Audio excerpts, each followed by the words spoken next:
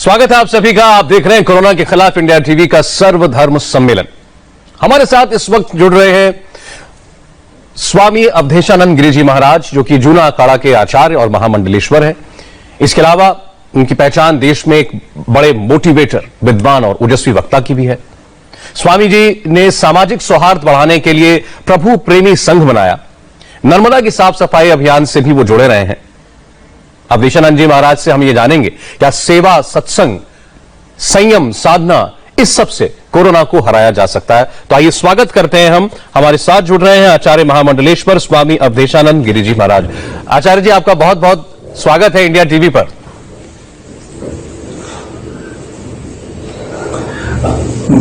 मुझे भी आकर बहुत आनंदित अनुभव कर रहा हूं। मैं पढ़ रहा था कि आपने कोरोना काल में क्या कुछ कहा, क्या आपने प्रेरणाएं दी। तो आपका एक वाक्य मुझे मिला कि धर्म और अध्यात्म से हर प्रकार की बीमारी से लड़ा जा सकता है। अभी डॉक्टर लोग तो नहीं मतलब इलाज तो नहीं खोज पाए अभी तक, साइंटिस्ट नहीं खोज पाए हैं। अपनी तरफ से हर कोई कोशिश कर रहा है। कोरोना वॉरियर्स लगे हुए हैं, हमारे मेडिकल स्टाफ, डॉक्टर सब लगे हुए हैं सेवा करने में। लेकिन धर्म और अध्यात्म से आम एक व्यक्ति कैसे लड़े?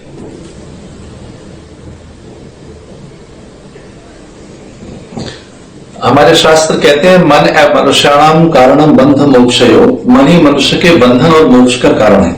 अगर मन सबल है, सामर्थ्यवान है, वह सकारात्मक है, विधेयक है, अथवा वह शुभ विचारों से भरा हुआ है, तब उसकी सामर्थ्य अपार होती है। और मनुष्य के भीतर अतुल्य तेज, अपूर्व सामर्थ्य विद्यमान है, वैसे ही जो ईश्वर के पास है।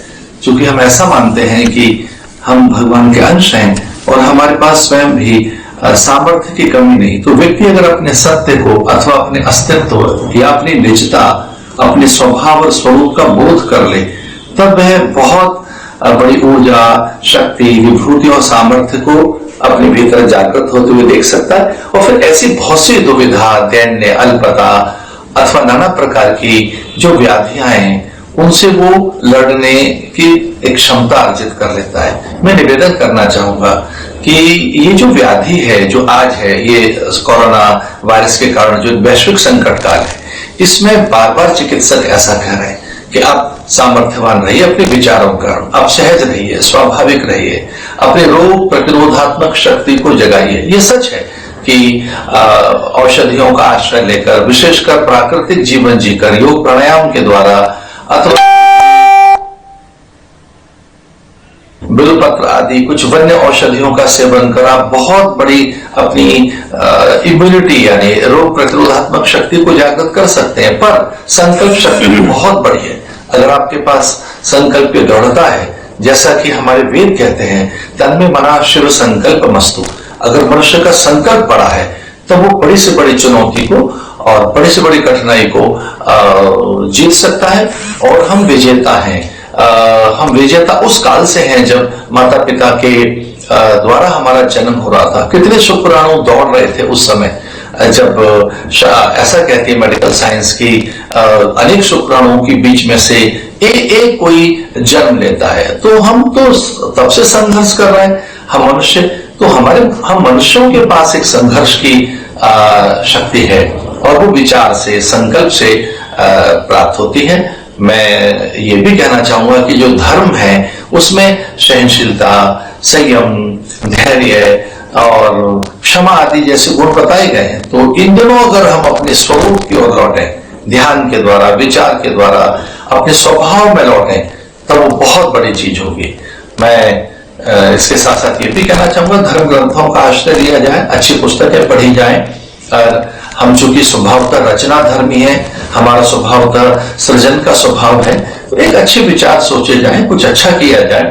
तो अगर कलात्मक रह सके, हम सकारात्मक रह सके, हम विधेयक रह सके इस काल में, तो निसंदेह हम बहुत बड़ी ऊर्जा प्राप्त कर सकते हैं। योग दर्शन की एक बात जरूर कहना चाहूंगा, वीतराग विषम व चित्तम।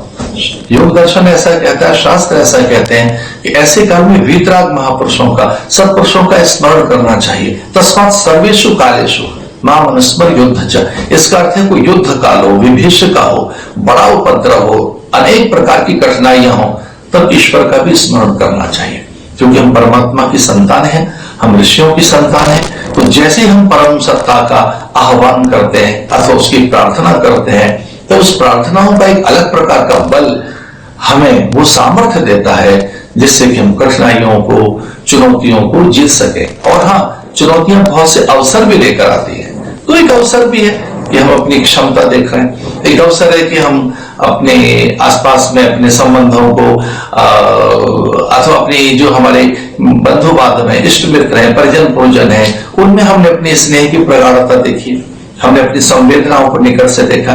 तो एक ऐसा काल है कि जब मनुष्य ने अपने स्वभाव की ओर लौटकर, अपनी निजता की ओर लौटकर एक अलग प्रकार की ऊर्जा अनुभव की है।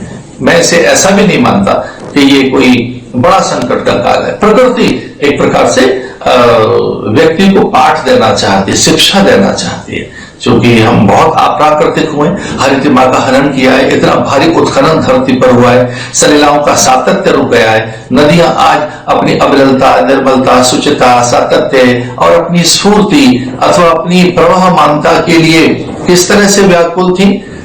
तो हमने किस तरह से वन काट दिए, कैसे भारी उत्खनन हुआ है, प्लास्टिक का ढेर पड़ा है इस धरती पर। तो हमने कुछ भूलें तो की हैं और उन भूलों का ये परिणाम है कि किस तरह से हमारे सामने संकट आया। तो ये काल आया है कि हम थोड़े प्राकृतिक रहें, स्वाभाविक रहें, थोड़े नैसर्गिक रहें और हाँ, आध्यात्मिक रहें। तो ये एक समय हमें अवसर दे रहा है सत्य को समझने का, यथार्थ और वास्तविकताओं को जानने का। सौरभ जी। आचार्य जी, आपका मार्ग तो वर्षों से, अब तो दशकों से धर्म का रहा है। अब आप जैसे सिद्ध पुरुष के लिए, आप ही जैसा जीवन आपने बताया, ऐसा जीवन रखना चाहिए, वो आपके लिए तो बड़ा सरल है। लेकिन अब हम दोष भी नहीं दे सकते, क्योंकि आसपास हर व्यक्ति देखिए नकारात्मक चीजें देख रहा है, सुन रहा है। कभी आस पड़ोस में बीमारी आ गई, किसी के घर में बीमारी आ गई, किसी को खुद को बीमारी लग गई। ऐसे में आपका जो ये संदेश है, जो मनोबल बढ़ाने वाला, वो अच्छा तो लगता है, लेकिन इसको हम असल जिंदगी में उतारें कैसे?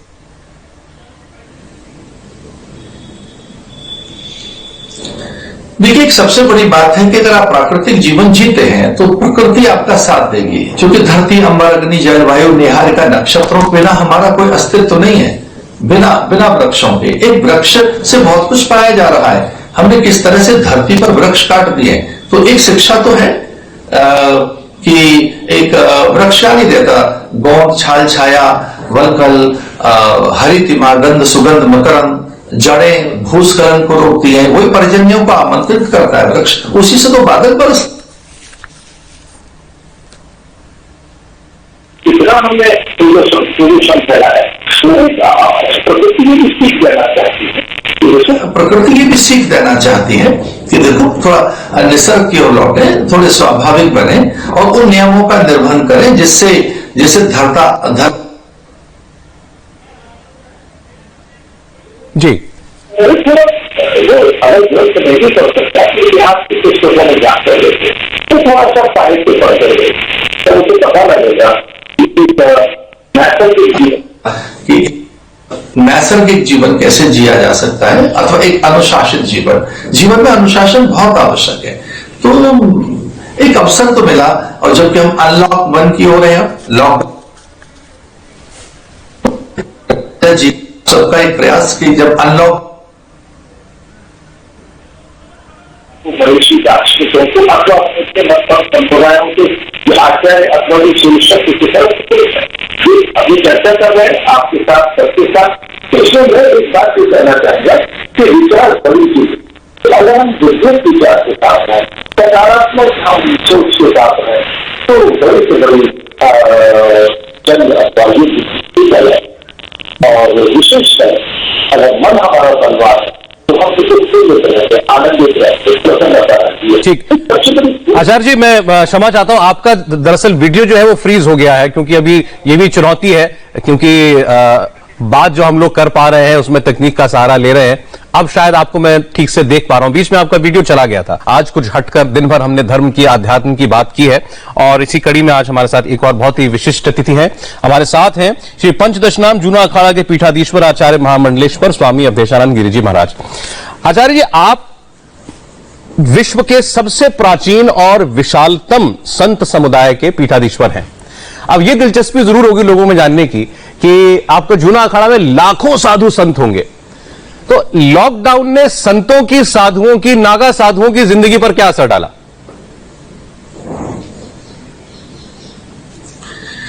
देखिए, हमारे सारे सन्यासी गिरी कंदराओं में, हिम उपत्यकाओं में तो रहते ही हैं, साथ में वन प्रांतों में भी जाते हैं, नगरों में जाते हैं धर्म प्रचार के लिए, अथवा अनेक प्रकार की आध्यात्मिक उनके माध्यम से गतिविधियां चल रही हैं। पर जैसे ही लॉकडाउन हुआ, हमारे लाखों सन्यासी अपने स्थानों पर बैठ गए।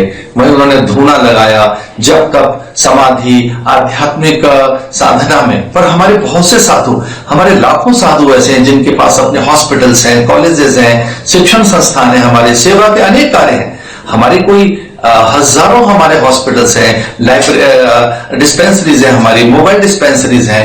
तो हमारे जो सन्यासी हैं, हजारों लाखों साधु जिनके अपने अस्पताल हैं अथवा जिनकी सेवा के कार्य हैं, वो सब चलते रहे। पर हमारे यहाँ से भोजनालय चलते रहे। हमारे साधुओं ने करोड़ों लोगों को भोजन कराया इन दिनों में, अथवा औषधियां बांटी हैं। हमारे यहीं से कई ट्रक सामग्री गई है, औषधियां गई है, हमने मास्क बांटे हैं, हमने वे सारी चीजें। तो हमारे साधु सेवा के लिए बहुत आगे आए। विशेषकर जूना अखाड़ा के सन्यासियों ने भोजन बनाया। हमारे यहां से आज तक भी भोजन जाता रहा है। हजारों के पैकेट सन्यासियों ने बांटे भोजन के, औषधियां दी, लोगों को हौसला दिया और उनका ढांढस बताया कि इस काल में हम आपके साथ हैं। तो वे सन्यासी जिनके पास कुछ साधन थे, उन्होंने मुक्त हाथ से सेवा की, साधनहीनों की, विशेषकर उनकी जिनके पास में बड़ी आवश्यकता थी।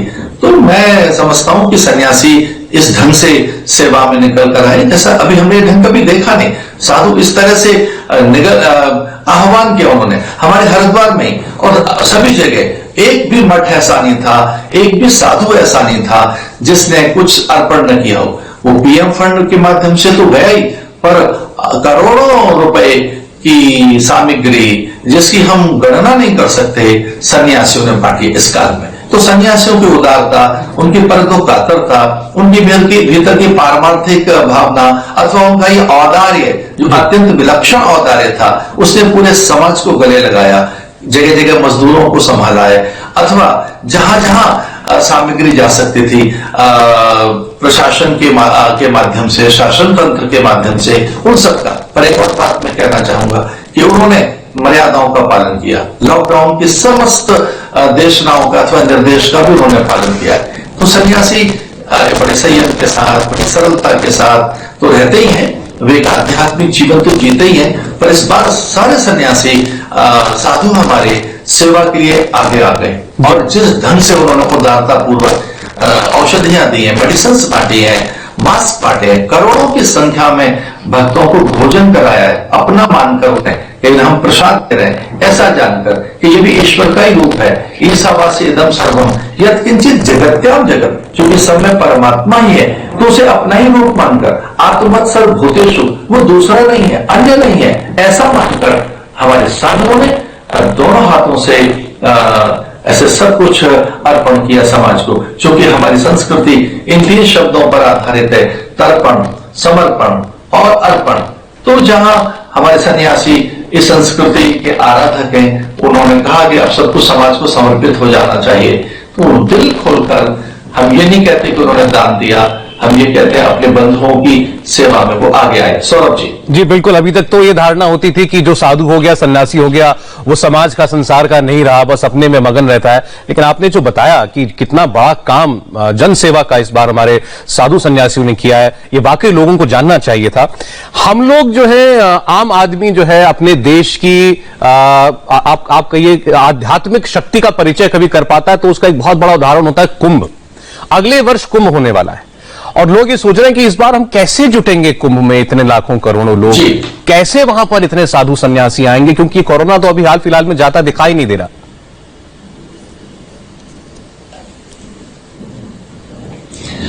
देखिए, कुंभ एक योग का नाम है और इस बार वो कुंभ बस 21 के आरंभ में आ रहा है, 2021 के आरंभ में। तो हम कुंभ मनाएंगे।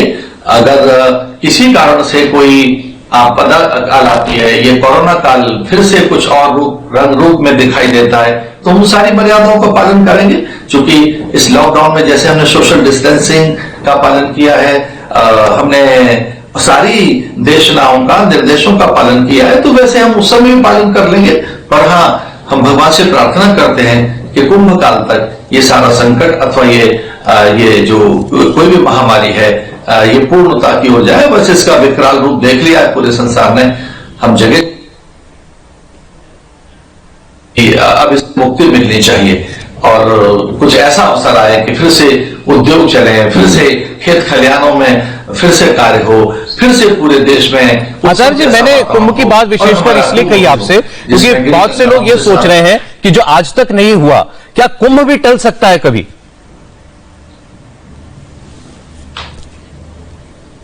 देखिए, हम ऐसा कहना चाहते थे कि कुंभ भगवान करे कभी न टले, पर अगर बहुत बड़ी भीड़ को देखते हुए हम फिर उस तरह की चीजों का हम पालन करेंगे। हो सकता है कि हम प्रतीकात्मक भी कुंभ को कर सकते हैं। हम ऐसा कोई हमारी जिद नहीं रहेगी, कोई हमारी हट नहीं रहेगी।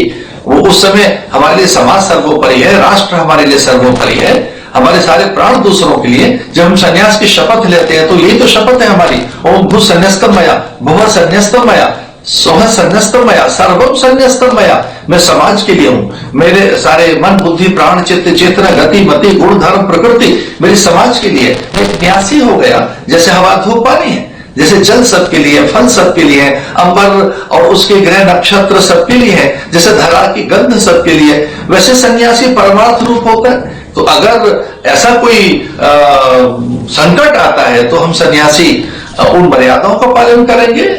उस समय के नियमों में हम शैथिल्य ला सकते हैं और हम संधि करेंगे इन सारी चीजों की, और जिसमें फिर कुछ हमारे बड़े आयोजन भी अगर उनको हम प्रतीकात्मक भी करना पड़ा हमें, तो उसके लिए भी तैयार है। पर हम बहुत सकारात्मक दृष्टि रखने वाले प्राणी हैं। हम चूंकि आध्यात्मिक प्राणी हैं, हमको नहीं लगता कि कोई फिर और कोई बड़ा संकट आएगा।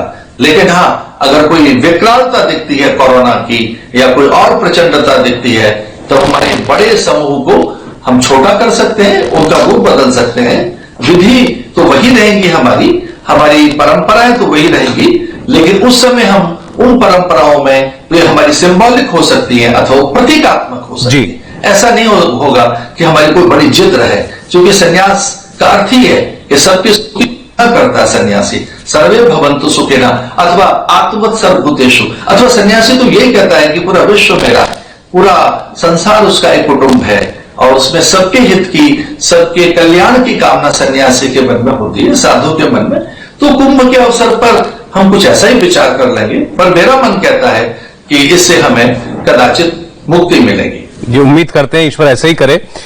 लॉकडाउन के बीच में, इस कोरोना संकट के बीच में एक बहुत ही दुखदाई, दर्दनाक, खौफनाक और गुस्सा दिलाने वाली तस्वीर भी आचार्य जी हमने देखी थी, जब पालघर में 2 साधुओं को एक भीड़ ने, वैशी भीड़ ने मार डाला था। आपने भी उस पर रिएक्ट किया था। आप क्या समझते हैं ये जो हुआ था, इसने मानव का ये कौन सा चेहरा दिखाया? देखिए, मैं आज तक उससे मर्माहत हूं। वो बर्बरतापूर्ण जो कांड हुआ, सैकड़ों लोग लाठी डंडे लेकर जिस ढंग से हमारे सन्यासियों के ऊपर उन्होंने प्रहार किया, उनके प्राण छीन लिए, उनकी निर्मम नृशंस हत्या उन्होंने की, आप कल्पना नहीं कर सकते। मैं आज भी जब सवेरे का विचार लिखता हूं तो पालघर लिखना मैं आज तक नहीं भूलता। प्रतिदिन मुझे पालघर झकझोरता है, वे मेरी आत्मा को और मेरे संपूर्ण अस्तित्व को एक प्रकार से वह झकझोरता है, झिझोड़ता है कि किस तरह की नृशंसता, बर्बरता, क्रूरता पालघर में हुई। निर्दोष सन्यासियों के साथ में वे किस प्रकार से एक पैशाची कृत्य था, वो किस प्रकार का एक नैसाचरी कृत्य था, उसका स्मरण करते ही एक प्रकार से रोंगटे खड़े होते हैं। हमने प्रार्थनाएं की, जगह जगह हम लोगों ने ध्यान के लिए आह्वान किया सन्यासियों का कि ये ठीक नहीं था। मैं इस पर, आपने बात कही है तो कहना चाहूंगा कि उस पर लिपापोती नहीं होनी चाहिए, उसकी कार्रवाई कठोर होनी चाहिए। उसकी जो इन्वेस्टिगेशन हो रही है अथवा जो चार्जशीट फाइल की गई है, उसमें किसी प्रकार से दोषियों को छोड़ा न जाए। आपने मुझे याद करा दिया पालघर मैं सच मानिए वो मेरे भीतर का घाव अभी भरा नहीं है। जिस ढंग से उन्होंने भारतीय संस्कृति पर प्रहार किया है, तो ये एक सभ्य समाज में ऐसा नहीं होना चाहिए था। और वहां की उस प्रजा ने जो 200-150 लोग निकल कर आए, वो किस तरह से वो सन्यासियों की हत्या कर रहे थे, तो ये कोई बड़ा अच्छा दृश्य नहीं था। सरकार को चाहिए कि वो दोषियों को कठोर दंड दे, उस पर वो फिर से दोबारा ये कृत्य न हो। लेकिन वहां आए दिन ऐसी घटनाएं पालघर के पास पहले भी होती रही है, तो वहां की सरकार से को निवेदन करना चाहूंगा कि इसकी कभी पुनरावृत्ति न हो। वहां पर वो पता लगाए कि वो किस तरह की विचारधारा के लोग हैं जो वहां पर हमारी सनातन धर्म की गतिविधियों को बाधित करते हैं, अथवा निर्दोष सन्यासियों पर वो प्रहार करते हैं, अथवा वहां पर जो भारतीय संस्कृति, संस्कार और वहां भारतीय संवेदनाएं किस ढंग से आज भी आहत है या कि वो भयभीत है वहां के प्राणी। तो ये वहां की सरकार को चाहिए कि वो थोड़ा चैतन्य हो, जागरूक हो, और वहां इस प्रकार की घटनाएं कभी न हो। और हाँ, उन दोषियों को कठोर दंड दिया जाना चाहिए। जी बिल्कुल ठीक। और अब वो जो साधु थे दोनों, और उनके साथ जो तीसरे व्यक्ति थे, उनका तो इस इलाके से भी कोई लेना देना नहीं था। वो तो वहां से गुजर रहे थे कहीं और जाने के लिए, और जो नृशंसता दिखाई गई, बिल्कुल ठीक आप कह रहे हैं, सख्त से सख्त कार्रवाई होनी चाहिए। नहीं, उनके गुरु नहीं रहे थे, वो अपने गुरु के अंत्येष्टि में अंतिम संस्कार में जा रहे थे, और वो इस तरह से जा रहे थे छुपते हुए कि कोई आराम से निकल जाए। तो उनको जिस ढंग से उनकी हत्या हुई है, सच मानिए वो भयभीत करने वाला दृश्य है। अथवा आज भी मेरे हृदय में उतना ही घाव चैतन्य है जिस दिन ये घटना वाला प्रकरण हुआ। आचार्य जी, इसी विषय पर बस एक आखिरी बात, इस पर राजनीति भी बहुत हुई, बहुत आरोप लगाए गए, मामले को पॉलिटिकल बना दिया गया। आप उस सब से दूर, जो भी उसके बाद कार्रवाई हुई है अभी तक, आप उससे संतुष्ट हैं? नहीं, मैं उससे पूरी तरह से संतुष्ट नहीं हूं। मुझे ऐसा लगता है कि जिस ढंग से कार्रवाई हुई है, वो मुझे लगता है कि एक तरीके से खाना पूर्ति है। मुझे नहीं लगता कि वो ठीक ढंग से कोई कार्रवाई हुई है। उस कार्रवाई में और कठोरता की जानी चाहिए और प्रॉपर इन्वेस्टिगेशन होना चाहिए, दोषियों तक पूरा पहुंचा जाए। तो मैं मेरे न जाने कितने सन्यासी, साधु, विचारक, योगी, मनीषी, मुमुक्षु, जिज्ञासु, और ये भारत का सभ्य समाज, ये भारत का हिंदू समाज और भारतीय, हम सब भारतीय इस बात के लिए अभी भी चिंतित हैं। तो वो एक कठोर दंड दिया जाना चाहिए, उसकी और प्रॉपर इन्वेस्टिगेशन होनी चाहिए। पूरी तरीके से तो हम संतुष्ट नहीं है, जो कुछ भी हो रहा है और कठोरता के साथ में होना चाहिए। जी ठीक।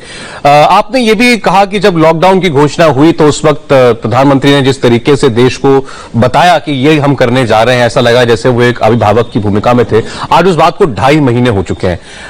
आपको लगा कि 2.5 महीने के अंदर जिस भी तरीके से कोरोना से हम लोग लड़ने की कोशिश कर रहे हैं, सरकार जो भी निर्णय कर रही है, वो ठीक दिशा में है?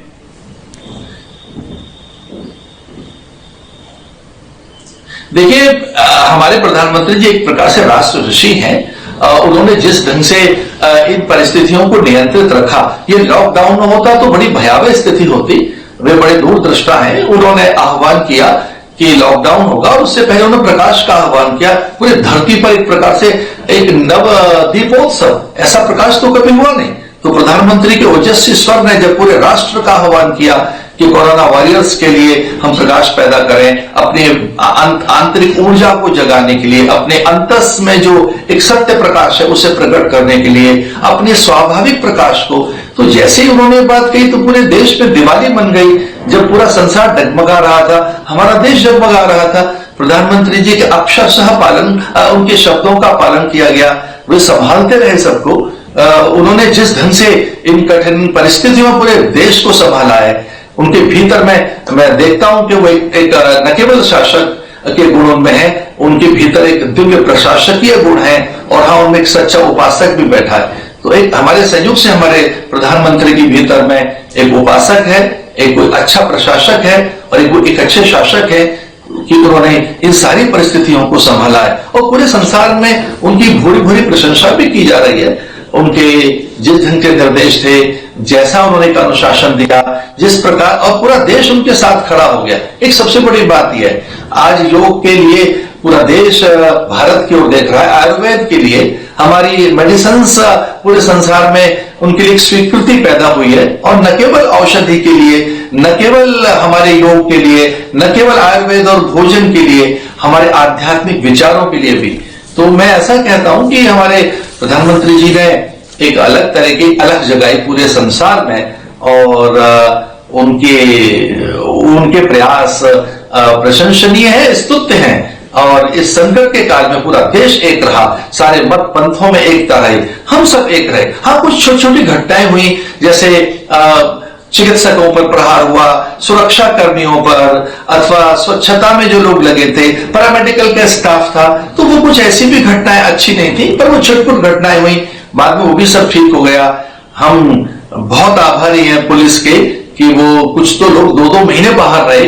हम बहुत आभारी हैं चिकित्सकों के, हम बहुत आभारी हैं सेवा में लगे उन स्वयं सेवकों के कि उन्होंने कोरोना से चिंता न करते हुए वो मैदान में खड़े रहे।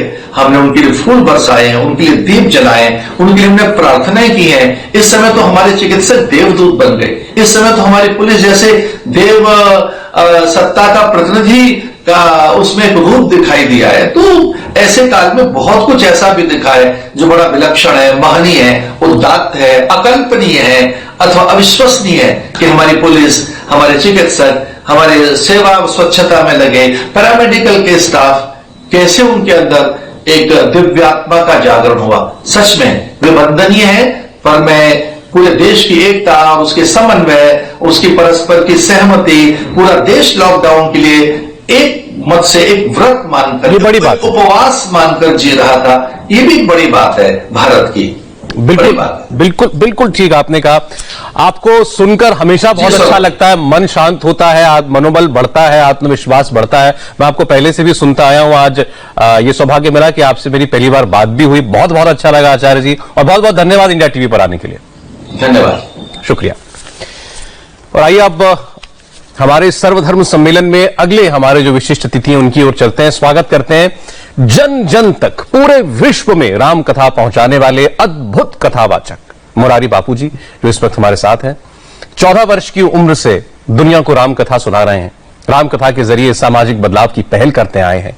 राम कथा को देश में जन जन तक पहुंचाया, दुनिया के कई हिस्सों तक पहुंचाया। 1976 में 30 साल की उम्र में नैरोबी में राम कथा सुनाई थी। आपदा के दौरान प्रभावित लोगों की मदद के लिए हमेशा आगे रहे हैं और तमाम तरीके के सामाजिक कार्यों के साथ भी जुड़े रहे हैं। संत मुरारी बापू जी इस वक्त हमारे साथ हैं। बापू जी, आपने हमारे लिए समय निकाला, बहुत बहुत धन्यवाद। कैसे हैं आप? धन्यवाद जी। लेकिन अब ये सोच रहे हैं लोग कि मैं जी आपके जी कहें।